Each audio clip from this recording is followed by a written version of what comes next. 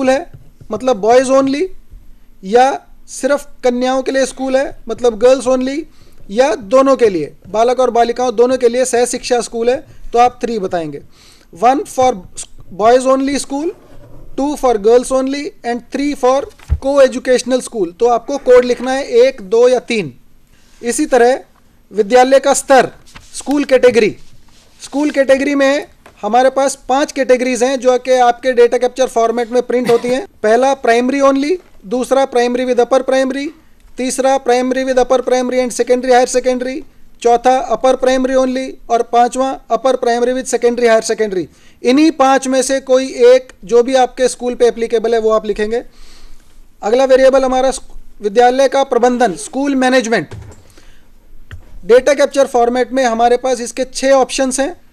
पहला department of education, दूसरा tribal social welfare department, तीसरा लोकल बॉडी, चौथा प्राइवेट एडेड, पांचवा प्राइवेट अनएडेड और छठा अदर्स। इन्हीं 5 में से जो भी आपके विद्यालय का प्रबंधन है वो आप लिखेंगे। 19वां जो नंबर हमारे डेटा कैप्चर फॉर्मेट में वेरिएबल है वो है विद्यालय की सबसे छोटी कक्षा। प्रोफेसर मेहता ने इस पे भी पहले से जोर देते हुए कहा था कि अगर आपके विद्यालय में अगर प्री प्राइमरी भी है तो आप यहाँ पे प्री प्राइमरी नहीं लिखेंगे, क्योंकि प्री प्राइमरी तो अटैच्ड है। विद्यालय की सबसे छोटी कक्षा अगर प्राइमरी ओनली स्कूल है तो 1 हो सकती है, प्राइमरी ओनली अगर स्कूल है तो 1 होगी। और इसी तरह विद्यालय की सबसे बड़ी कक्षा, उसमें जो भी हाईएस्ट क्लास आपके स्कूल में चल रही है, चाहे वो 8वीं हो, चाहे 10वीं हो, चाहे 12वीं हो, वो आप यहाँ पे स्पेसिफाई करेंगे। विद्यालय में शिक्षण का माध्यम, medium of instruction in the school, maximum 4 medium of instruction हो सकते हैं, तो आप उनको प्रायोरिटी के बेसिस पे 4 में से, अगर आपके यहाँ पे चारों एप्लीकेबल हैं, जैसे दिल्ली में हो सकता है चारों एप्लीकेबल हो, ज़्यादातर राज्यों में 2, ज़्यादा से ज़्यादा 3 एप्लीकेबल होते हैं, कुछ बॉर्डर स्कूल्स पे 4 भी होते हैं। तो आप यहाँ पे क्रमशः उनको अ, ब, स, द कॉलम्स में उनके कोड लिखेंगे।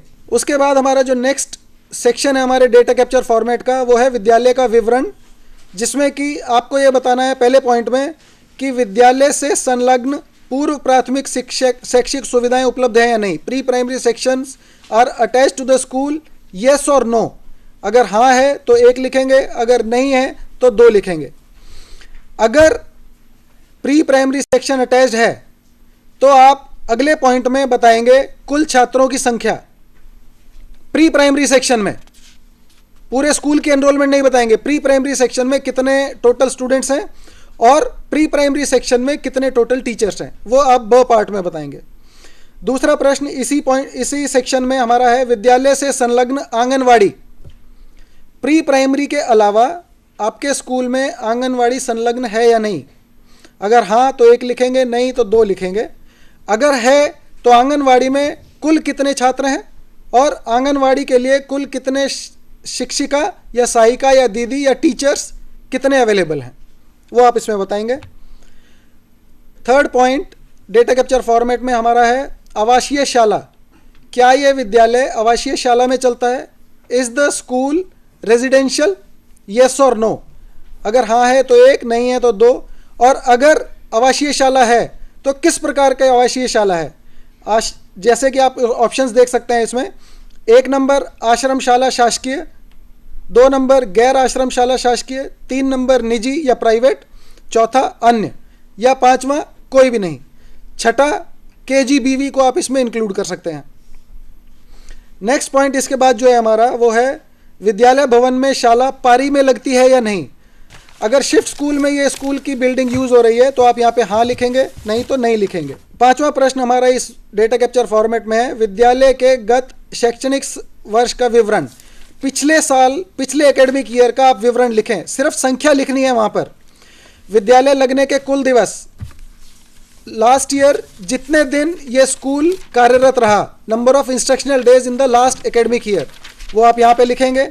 इस पे ध्यान देने की चीज़ है जो कि प्रोफेसर मेहता और शैलेंद्र जी आपको पहले से बता चुके हैं, 2 डिजिट में शायद नहीं होता कोई भी स्कूल जो चलेगा। ज़्यादातर स्कूल्स 150, 200 इन सब से ज़्यादा ही चलते हैं। हाईएस्ट जो नंबर ऑफ इंस्ट्रक्शनल डेज हो सकते हैं वो 260 के आसपास हो सकते हैं। लेकिन आपको ये ध्यान रखना है यहाँ पे भरते वक्त कि 2 डिजिट में ना हो, 1 डिजिट में ना हो, या इसको खाली ना छोड़ा जाए। प्रीवियस एकेडमिक ईयर का ही पूर्वगत शैक्षिक सत्र का ही आपको ये बताना है कि एकेडमिक इंस्पेक्शंस कितने हुए स्कूल में, वो आप ब पार्ट में बताएंगे। और संकुल संसाधन केंद्र के कोऑर्डिनेटर द्वारा किए गए शैक्षिक भ्रमणों की संख्या, visits by CRC coordinator and then visits by BRC coordinator.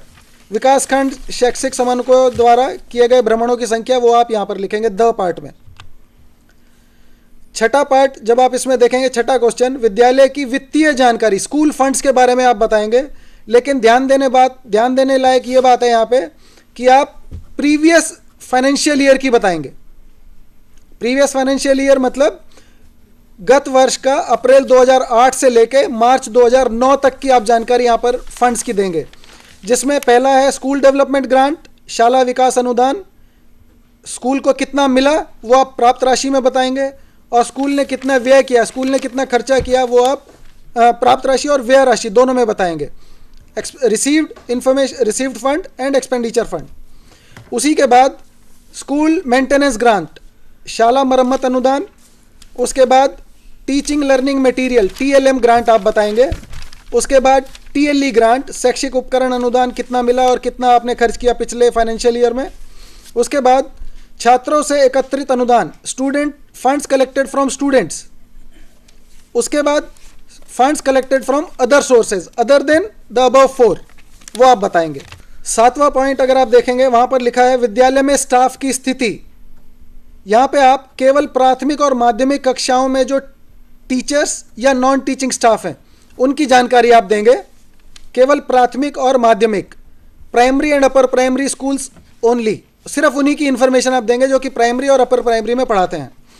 पहला पॉइंट में आप बताएंगे रेगुलर टीचर्स, शैक्षणिक स्टाफ, मतलब रेगुलर टीचर्स की इंफॉर्मेशन सिर्फ यहां पे देंगे। स्वीकृत पदों की संख्या, टोटल सैंक्शन कितने हैं उस स्कूल के लिए, और कार्यरत संख्या, टोटल इन पोजीशन टीचर्स कितने हैं, जितने टीचर वहां पर पढ़ा रहे हैं प्रेजेंटली। जब आप डेटा कलेक्ट कर रहे हैं 30 सितंबर को, तो ऑन रिकॉर्ड्स कितने टीचर इन पोजीशन है वो आप यहां पर बताएंगे। उसके बाद पैरा शिक्षक की इंफॉर्मेशन देंगे। पैरा टीचर्स या इन पैरा टीचर्स को कुछ और नामों से भी बुलाया जाता है अलग अलग स्टेट में। आप यहाँ पर para teachers, community teachers, language teachers, part time teachers, guest teachers, उन सब की इंफॉर्मेशन 7वें के ब पार्ट में बताएंगे। पैरा शिक्षक में सैंक्शन कितने और इन पोजीशन कितने, सैंक्शन होते नहीं है पैरा शिक्षक, पैरा टीचर, तो आप सिर्फ इन पोजीशन बताएंगे। उसके बाद स पार्ट में, तीसरा पार्ट जो है 7th क्वेश्चन में, गैर शैक्षणिक staff, non teaching teachers, non teaching staff, वो आप यहाँ पर बताएंगे। उसके बाद अभी तक हमने सिर्फ विद्यालय के विवरण की बात की। उसके बाद जो हमारा नेक्स्ट डेटा कैप्चर फॉर्मेट का पार्ट है वो है school building equipment facilities and furniture data. विद्यालय के भवन, उपकरण, फर्नीचर एवं अन्य सुविधाओं के बारे में हम लोग इंफॉर्मेशन यहाँ पर प्राप्त कर रहे हैं, जहाँ पर आप पहले पॉइंट में बताएंगे विद्यालय में भवन की स्थिति, status of the building, building status आप यहाँ पर बताएंगे। 1 नंबर निजी, 2 नंबर किराए पर, 3 नंबर शासकीय, 4 नंबर किराया मुक्त शासकीय भवन में चल रही है ये बिल्डिंग स्कूल, या 5वां भवन विहीन, 6ठा जीर्ण शीर्ण, 7वां निर्माणाधीन। 6ठा और 7वां इस वर्ष डायस डेटा कैप्चर फॉर्मेट में जोड़े गए हैं। 6ठा मीन्स डिलैपिलेटेड, जिसकी स्थिति खराब है, जीर्ण शीर्ण भवन है, या 7वां अंडर कंस्ट्रक्शन, अगर आपकी बिल्डिंग स्कूल की अंडर कंस्ट्रक्शन है तो आप 7 नंबर कोड लिखेंगे।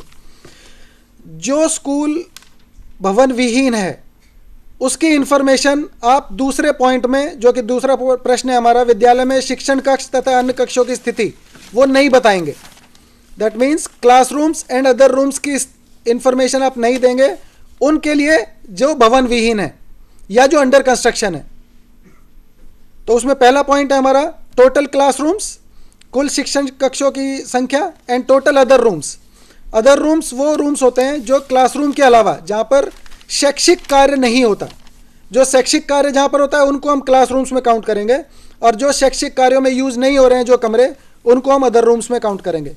यहाँ पर आप total rooms and other rooms, total classrooms बताएंगे। जो आपने इस प्रश्न में total classrooms and total other rooms बताए हैं, उन्हीं का विस्तार से आप जब इंफॉर्मेशन प्रोवाइड करेंगे नेक्स्ट प्रश्न में, तो आप बताएंगे अच्छी स्थिति में कितने क्लासरूम्स हैं, सामान्य सुधार के योग कितने